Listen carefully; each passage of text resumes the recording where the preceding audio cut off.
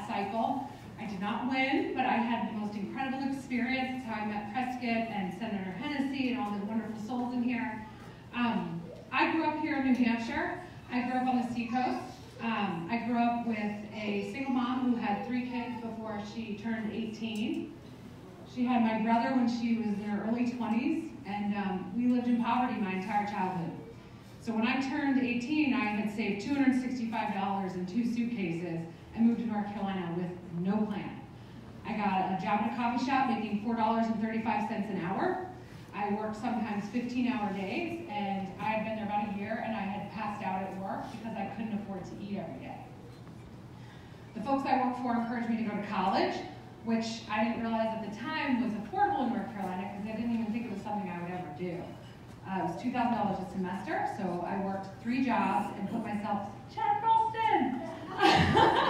I worked 3 jobs, put myself through my undergraduate degree, earned a scholarship to my first master's degree in applied geography, moved home to New Hampshire, got a second master's degree in public health, and I'm working at the Geisel School of Medicine for over a decade.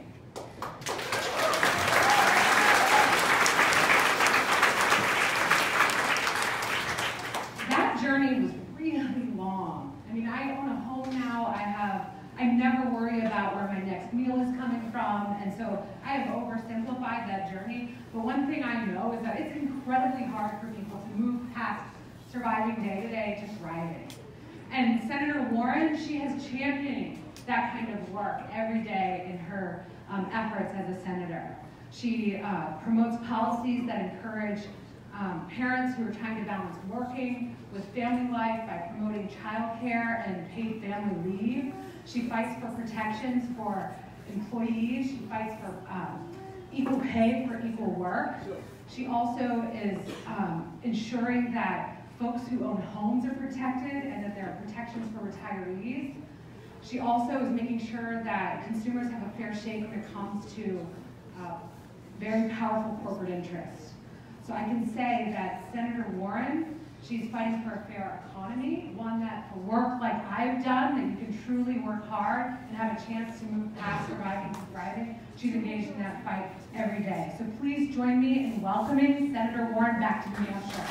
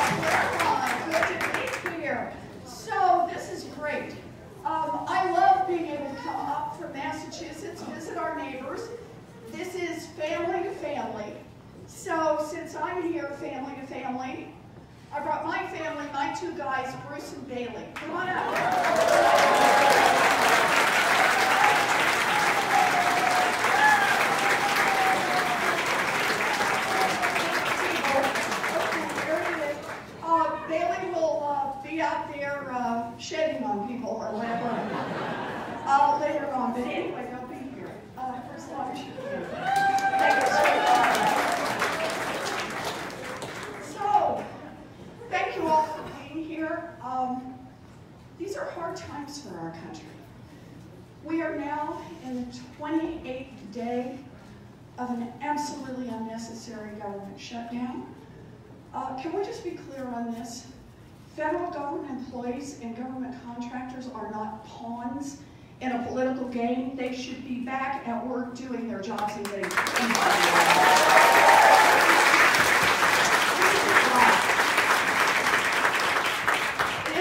It's part of the reason we need real change in Washington, and I appreciate the fact that you all are here. I know there are a lot of things you can do on a Friday night, but you're here because you care about the direction our country goes, and I'm very grateful for that. So I thought tonight I'd talk just for a little bit, tell you a little bit about who I am, why I'm in this fight, and then we'll just take as many questions as we can manage in this. So let me just start by telling you, I was born and raised in Oklahoma. I have 3 much older brothers. I was known as, back in those days, they used to call it the late in life baby. My mother always called me the surprise. I was about 30 before he hit me what that meant. But I have 3 older brothers. They all left while I was still little and joined the military. All 3 of them, and they proudly carry their veterans cards today. When my 3 brothers and I were growing up, our daddy worked a lot of different jobs. He sold paint, he sold carpets, he sold housewares. And when I was in middle school, and it was just my mama, my daddy, and me, my daddy had a heart attack.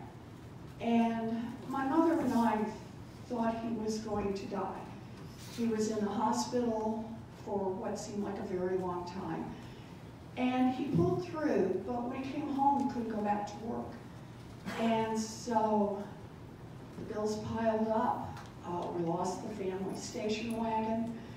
And at night, when I would go to bed, my mother would tuck me in, and I'd hear him talk. And that's when I learned words like mortgage and foreclosure. Heavy words. And so one day, I walked into my parents' bedroom, and out on the bed was the dress. Now, some of you in this room know the dress. I see a nod, right? It is the one that comes out for weddings, funerals, and graduations. And the dress was laid out on the bed. And my mother was pacing back and forth in her slip and her stockings. And she was saying over and over and over, "We will not lose this house. We will not lose this house. We will not lose this house." She was 50 years old. She had never worked outside the home, and she was terrified. And finally, she blew her nose. She pulled on her high heels, got that dress on, and she walked to the Sears, and she got a minimum wage job. And that minimum wage job saved our house, and truly, it saved our family. And for many, many years, I thought of that as a story just about us, the story written on my heart. You want to know who I am? There's the story, all the way down. But I thought it was a story just about my mother, about how she'd reached down to find what she needed to find to do what needed to be done. What I came to understand over time is it's the story of millions of people across this country who, even when they're scared, even when it looks terrible, they reach down, and if they have to, they even reach deeper to do what it takes to take care of the people they love. And it was only years after that that I came to understand it's also a story about government. Because you see, back when my mother walked to the Sears and got a minimum wage job, a minimum wage job in America would support a family of 3. Today, a minimum wage job in America, 40 hours a week, will not keep a mama and a baby out of poverty. And that is why I am in this fight. It's all right here.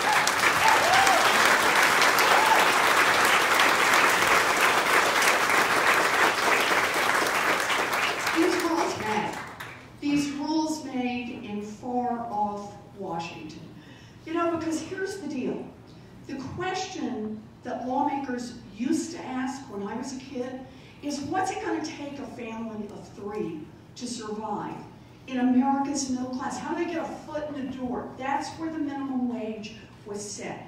The idea that if you were working 40 hours a week, you ought to be able to pay a mortgage, to cover the utilities, and to put some groceries on the table. Today, those lawmakers off in Washington ask a very different question. They ask what improves the profitability of giant multinational corporations. That is wrong. We need an America that works for families again.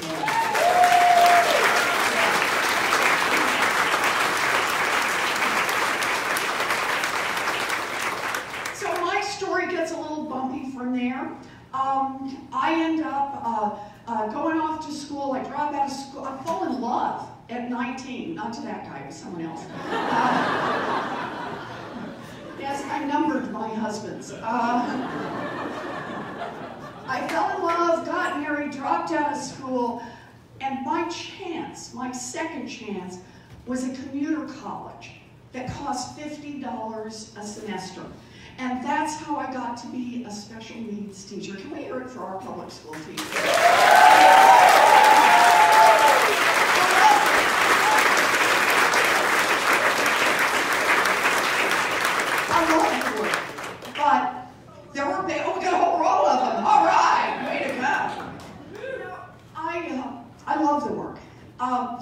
But I was home with babies and ended up, of all the crazy things, heading off to law school.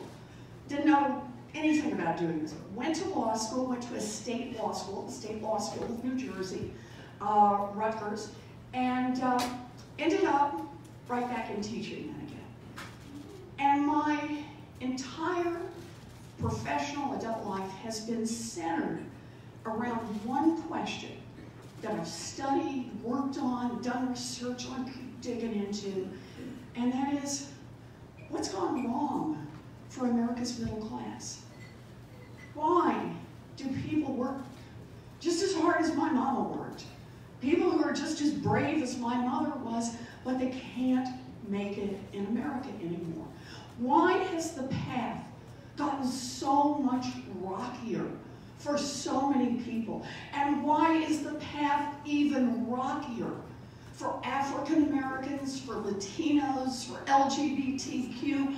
Why is this happening in America? And the answer goes right back to those rules made in Washington. Whether they're working for families or whether they're working for big corporations. And this is what's happened in America. Today, Washington works great. Everybody should just write this down. Washington works great for giant drug companies, but not for people who are trying to get a prescription filled. Washington works great for giant student loan outfits, but not for young people who are trying to get an education. Washington works great for a for-profit prison system, but not for people whose lives and communities are being destroyed.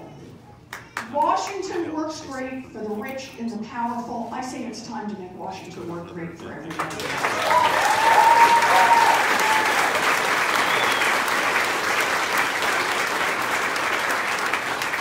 just want to say there's so many places we could look at this, but I just want to mention a couple of them on what the consequence has been of 35 years of just small decisions that never made a headline, just always tilting the same way. What's happened in America?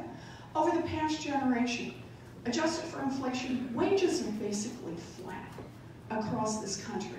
And yet, cost of housing, again, adjusted for inflation, up by 2/3. Cost of health insurance, more than doubled. Cost of sending a kid to college, more than tripled. In other words, the squeeze is there on middle-class families, on working families, on poor families who are just trying to get a chance to build something going forward. It's one set of rules for the rich and a very different set of rules for everyone else. Well, now, here's the deal. In a democracy, we can change that. And that's why we're here tonight. That's why we're here.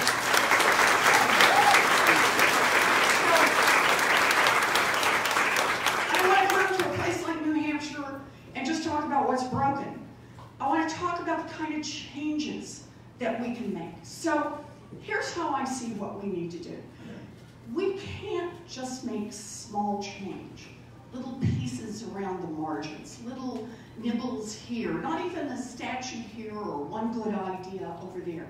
We need big structural change in this country. We need to fight for it, and we need to make it happen. And let me start right where I was when I was talking about the drug companies. Washington works great for giant drug companies, works great for giant insurance companies, works great for private prisons, works great for big student loan outfits.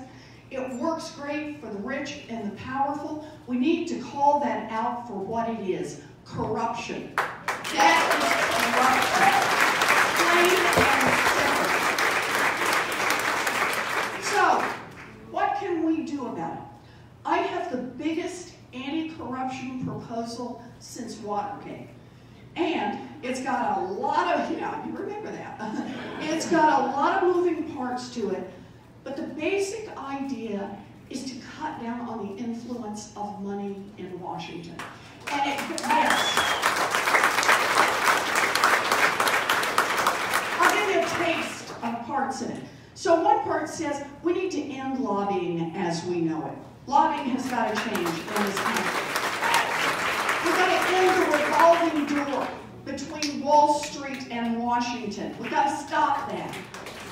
We've got to make the Supreme Court abide by ethics rules. That's important.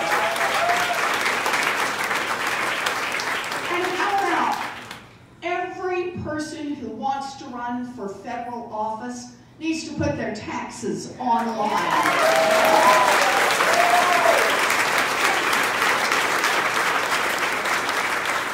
All right, so there's the first one, all right? We need to fight back against the corruption. We need to change Washington. The second one is we need to change this economy. And again, this is structural. So here's how I think of this. What's happened over time is a smaller and smaller number of bigger and bigger corporations, billionaires, have more and more influence in Washington. We need to fight back against that. And that means we need stronger unions, we need stronger workers' rights, we need stronger consumer rights.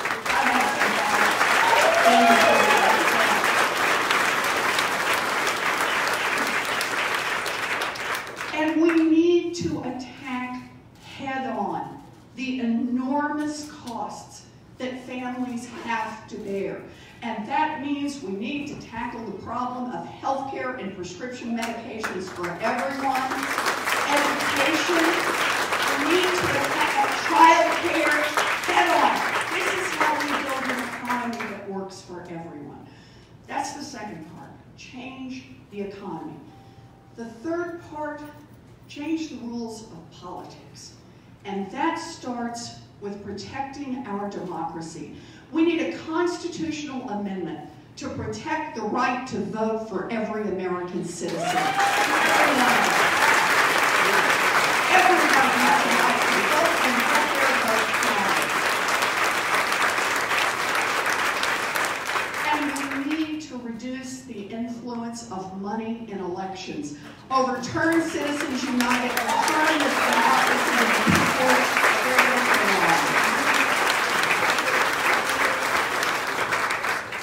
Those are big structural changes.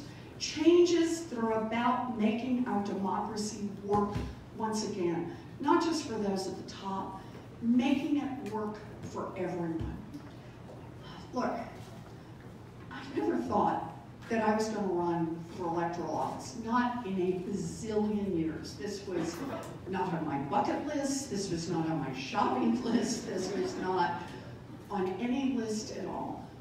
But I'll tell you exactly why I'm standing here tonight. I'm standing here because I am grateful. My daddy ended up as a janitor. His daughter had a chance to become a public school teacher, a law professor, and a United States Senator. I believe in an America that invests in opportunities for our kids. That's what I'm doing.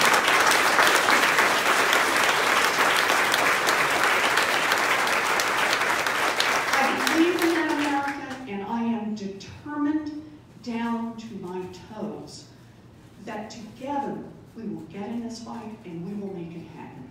This is our moment. in history. This is an extraordinary time in America.